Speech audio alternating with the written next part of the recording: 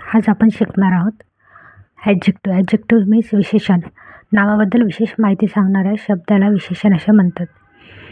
जे नामाबद्दल विशेष माहिती सांगतात त्याला आपण ॲडजेक्टिव्ह असं बोलतो. तर ॲडजेक्टिव्ह आपले 10 प्रकारचे ॲडजेक्टिव्ह आहेत. पहिले जे आहे ॲडजेक्टिव्ह ऑफ क्वालिटी म्हणजे गुणविशेषण. ॲडजेक्टिव्ह ऑफ क्वांटिटी परिणामदर्शक विशेषणे. ॲडजेक्टिव्ह ऑफ नंबर संख्यावाचक विशेषणे. डेमॉन्स्ट्रेटिव्ह ॲडजेक्टिव्ह दर्शक विशेषणे.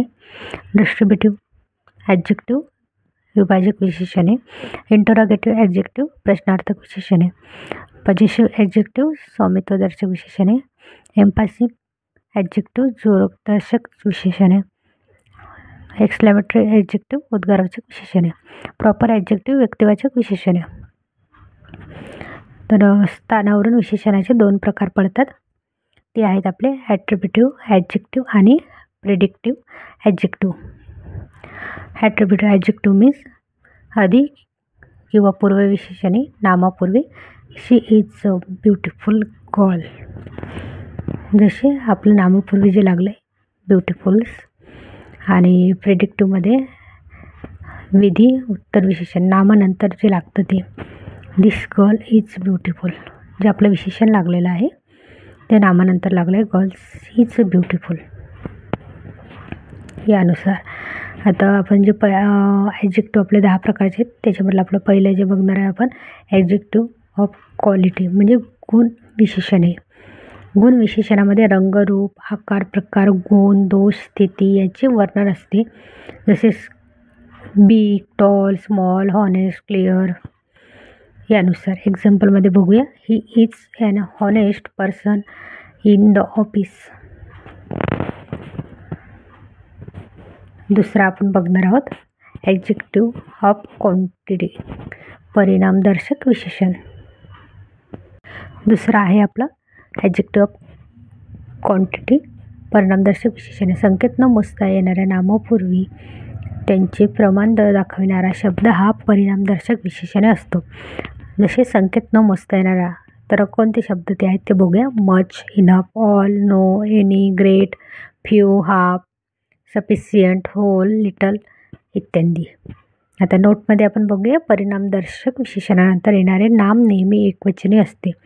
शक्यतो अशी नामे पदार्थदर्शक किंवा भाववाचक असतात. एक्झाम्पल बघूया. I need more jam. She has little intelligence.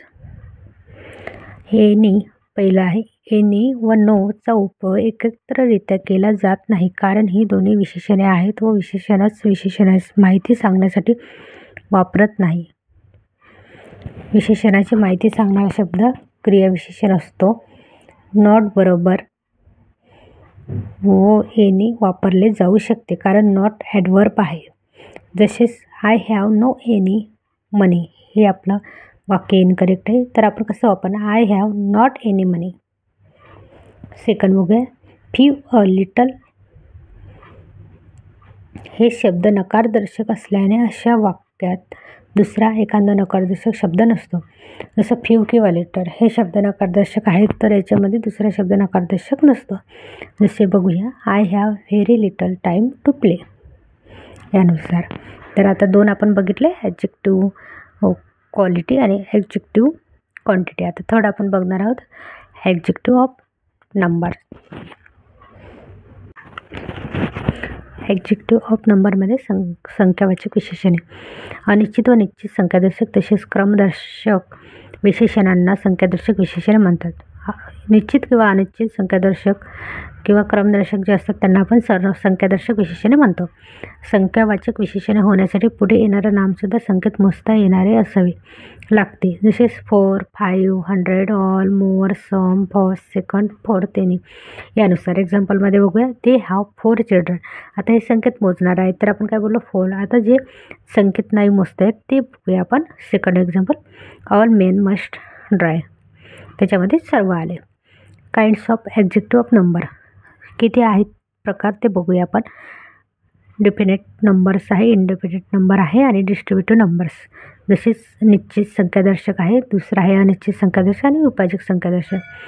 तर निश्चित संख्यादर्शकमध्ये 2 येतं आपलं कार्डिनल आणि ऑर्डिनल. संख्यावाचक आणि क्रमवाचक. एक्झाम्पलमध्ये जसं 1, 2, 3 फर्स्ट, सेकंड, थर्ड यानुसार. आणि इंडिपेंडेंट नंबरमध्ये अनिश्चित संख्यादर्शक म्हणजे ऑल, मेनी, फ्यू, सेव्हरल अशानुसार. डिस्ट्रीब्युटिव्हमध्ये ईच, आयदर, वेव्हरी, नायदर यानुसार. तर डेफिनेट नंबरमधलं जे कार्डिनल ऑर्डिनल आहे त्याचे आपण एक्झाम्पल बघूया. जसं आय हॅव 3 बुक्स, तर हे संख्येत मोजणार आहे. नायदर गर्ल्स इज ब्युटिफुल, हे आपलं डिस्ट्रीब्युटिव्हचं आहे. त्याच्यात she was many holes in the forest. आणि फोर्थ आहे he got the first prize. यानुसार आपले वाक्य तयार होते. नंतर बघूया आपलं ॲडजेक्टिव्ह नंबरमधलं जे पहिलं आहे ते समेनी. समेनीचा काय उपयोग होतो? जसं सामान्यपणे समचा वापर होकारदर्शक वाक्यात काही या अर्थाने केला जातो, तर हेनीचा वापर एखाद्या काही अर्थाने नकारदर्शक व प्रश्नार्थक वाक्यात केला जातो. परंतु काही मागायचे असलेत किंवा देऊ करणे अर्थाने प्रश्नार्थक वाक्यात सुद्धा सम वापरतात. जसे I have some books to read, haven't any books to read, do you need some copies यानुसार वाक्य आपल्याला तयार करायचे. जसे आता नंतर बघूया यूज ऑफ किंवा मच. मेनीचा वापर कसा होतो? मचचा वापर खूप किंवा पुष्कळ अर्थाने संकेत मोजता येणाऱ्या नामापुरती करतात. मच म्हणजे काय? खूप किंवा पुष्कळ. तर त्याचा आपण वापर संकेत न मोजता येणाऱ्या नामापुरी करतो. आणि जे मेनी असतं त्याचं संकेत मोजता येणाऱ्या नामापुरी करतो. संकेत मोजता येत नाही त्याच्यासाठी आपण मच वापरतो आणि संकेत मोजता येते त्याच्यासाठी आपण मेनी वापरतो. एक्झाम्पलमध्ये बघूया. I have many friends, I have much sugar यानुसार आपल्याला वापरायचं आहे.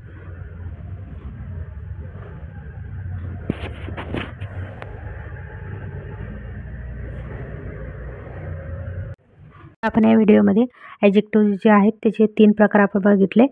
क्वालिटी ॲडजेक्टिव्ह, क्वांटिटी आणि नंबर्स. आता जे फोर्थ आपले ॲडजेक्टिव्ह आहे, बाकीचे राहिलेले आहेत आपले जे ॲडजेक्टिव्ह ते बाकीचे आपण नेक्स्ट व्हिडिओमध्ये आपण बघणार आहोत.